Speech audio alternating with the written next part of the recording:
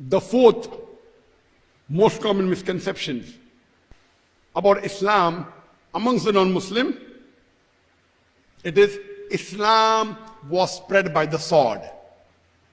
What is the meaning of the word Islam? Islam comes from the root word salam, which means peace. It's also derived from the Arabic word silm, which means to submit your will to God. So Islam means peace acquired by submitting your will to Almighty God. So when the media says Islam was spread by the sword, it means peace acquired by submitting your will to God was spread by the sword. It means peace was spread by the sword. Isn't it contradicting? Can peace be spread by the sword?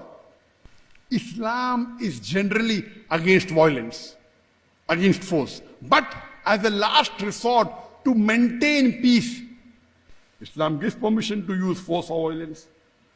And we know in every country, you have a police.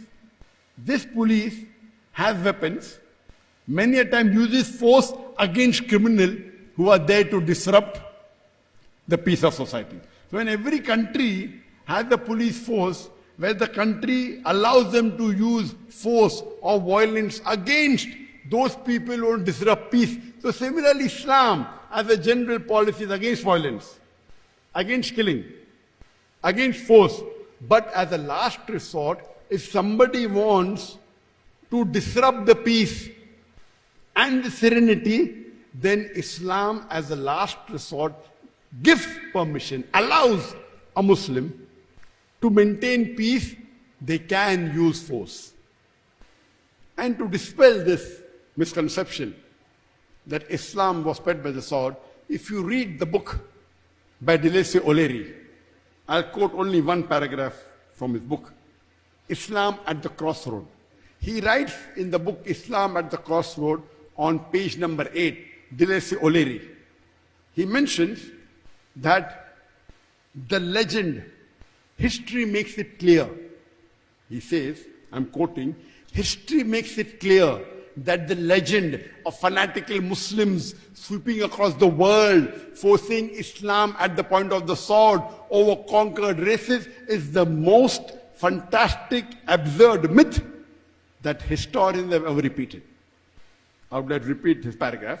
Deleuze O'Leary, a very famous historian, writes in his book Islam at the Crossroad on page number 8. He mentions, and he writes, history makes it clear that the legend of fanatical Muslims forcing Islam at the point of the sword over conquered races is the most fantastic, absurd myth that historians have ever repeated. When we learn from history, we know that the Muslims, we ruled Spain for about 800 years. Later on, the Christian Crusaders come and they kill most of the Muslims. There was not a single Muslim who could openly give the adhan.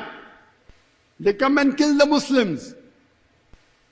We Muslims, we ruled India for about 1,000 years. The Muslims ruled India for 1,000 years.